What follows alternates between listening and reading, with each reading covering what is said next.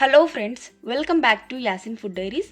ఈరోజు వీడియోలో హెల్దీగా టేస్టీగా ఇంకా చల్లగా ఉండే ఫ్రూట్ సలాడ్ని ఎలా చేసుకోవాలో చూపించబోతున్నానండి.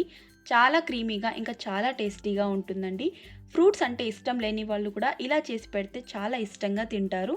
సమ్మర్లో బాడీని హైడ్రేషన్ ఇవ్వడంతో పాటు విటమిన్స్ ఇంకా మినరల్స్ ఎక్కువగా ఉంటాయి. ఇంట్లోనే మనం ఈజీగా అవైలబుల్ ఫ్రూట్స్తో చాలా ఫాస్ట్గా ప్రిపేర్ చేయగలే ఒక హెల్దీ డెజర్ట్ రెసిపీ. మరి మీరు కూడా ఈ చల్లని ఫ్రూట్ సలాడ్ని చేసుకోవాలి అనుకుంటే తప్పకుండా ఈ వీడియోని చూసి ట్రై చేయండి. మరి ప్రాసెస్లోకి వెళ్ళిపోదాం. ముందుగా ఒక గిన్నెని తీసుకోండి. అందులోకి దాదాపుగా 1/2 లీటర్ దాకా పాలని తీసుకోండి. ఇలా పాలని తీసుకున్న తర్వాత ఇందులో నుండి కొన్ని పాలను, అంటే ఒక గరిట పాలను ఒక కప్పులోకి తీసుకొని పక్కన పెట్టండి. ఈ మిగిలిన 1/2 లీటర్ పాలను బాగా వేడి చేసుకోవాలి. కాసేపటిగా చక్కగా వేడై చక్కగా పొంగు వస్తుంది. ఈ పాలను ఒక్కసారి బాగా కలుపుకొని మరో 2 నుంచి 3 నిమిషాల పాటు మరిగించుకోవాలి. ఈ పాలు మరిగే లోపల మనం తీసుకున్న పాలల్లోకి ఒక 2 టేబుల్ స్పూన్ల దాకా కస్టర్డ్ పౌడర్ని తీసుకోండి. మీ దగ్గర కస్టర్డ్ పౌడర్ లేకపోతే కార్న్ఫ్లోర్ని ఒక 2 టేబుల్ స్పూన్ల దాకా వేసుకోండి.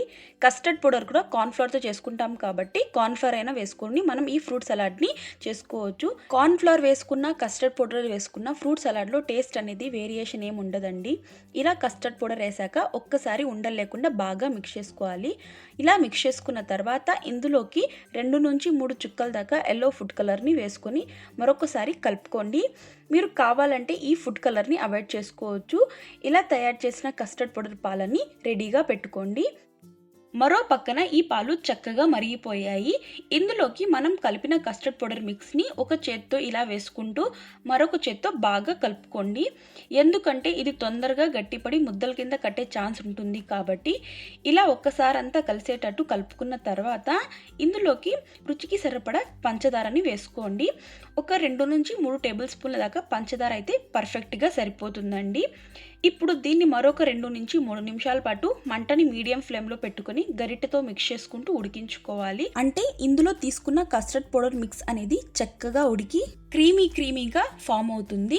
ఇలా మనం ఈ కస్టర్డ్ పౌడర్ మిక్స్ని చిక్కబడేంత వరకు ఇంకా క్రీమీగా ఫామ్ అయ్యేంత వరకు ఉడికించుకోవాలండి. ఇప్పుడు స్టవ్ ఆఫ్ చేసేసి దీన్ని కంప్లీట్గా చల్లారనివ్వాలి. ఇది చల్లారే లోపల మనం ఫ్రూట్స్ని కట్ చేసుకుందాం.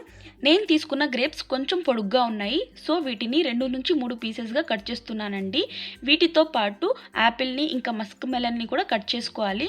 యాపిల్లో పైన ఉండే తోలుని పీల్ అవుట్ చేసుకొని ఇలా ఈ యాపిల్ని ఇంకా మస్క్ మెలన్ని చిన్న పీసెస్లా కట్ చేసుకోవాలి. ఇప్పుడు పూర్తిగా చల్లారిన తర్వాత కస్టర్డ్ని ఒక్కసారి బాగా కలుపుకోండి.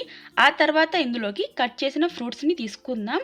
1 కప్పు దాకా దానిమ్మ గింజలు, 1 కప్పు దాకా గ్రీన్ గ్రేప్స్ ముక్కల్ని, 1 కప్పు దాకా బ్లాక్ గ్రేప్స్ ముక్కల్ని, 1 కప్పు దాకా యాపిల్ ముక్కల్ని, 1 కప్పు దాకా మస్క్ మెలన్ ముక్కల్ని, ఇంకా కొన్ని డ్రై ఫ్రూట్స్ని కూడా తీసుకొని కలపండి. ఇక్కడ చూపించిన ఫ్రూట్స్తోనే కాకుండా మీకు నచ్చిన ఫ్రూట్స్ అయినా తీసుకోవచ్చు. ఇలా ఒక్కసారి కలిపామంటే మన ఫ్రూట్ కస్టర్డ్ రెడీ అయిపోయింది. అయితే ఈ ఫ్రూట్ కస్టర్డ్ని వెంటనే కాకుండా కొంచెం చల్లగా చేసుకుని తింటే మంచి టేస్ట్ వస్తుంది. మీరు కావాలంటే వెంటనేనైనా సర్వ్ చేసుకోవచ్చు. నేను ఈ ఫ్రూట్ సలాడ్ని ఒక 1 అవర్ పాటు ఫ్రిడ్జ్లో పెట్టి తీసుకుంటున్నానండి. మీకు ఒకవేళ తొందరగా కూల్ అవ్వాలి అనుకుంటే ఒక 30 మినిట్స్ పాటు డీ ఫ్రిడ్జ్లో పెట్టన్నా తీసుకోవచ్చు. మళ్ళీ 1 అవర్ తర్వాత చూపిస్తున్నానండి. ఇలా చేసిన ఫ్రూట్ సలాడ్ని ఒక్కసారి బాగా మిక్స్ చేసుకోండి. ఇలా మిక్స్ చేసుకొని ఈ ఫ్రూట్ సలాడ్ని సర్వ్ చేసేసుకోవడమే. సో సింపుల్ వేలో ఫ్రూట్ సలాడ్ని ఎలా చేసుకోవాలో చూశారు కదా. మీరు కూడా ఇంట్లో ఉన్న ఫ్రూట్స్తో మంచి రుచిగా చేయాలనుకుంటే ఇలా డెఫినెట్గా ఒక్కసారి ట్రై చేయండి. చాలా టేస్టీగా వస్తుందండి. అలాగే మీరు ట్రై చేశాక మీకు ఎలా కుదిరిందో కింద కమెంట్ బాక్స్లో పిన్ చేయండి.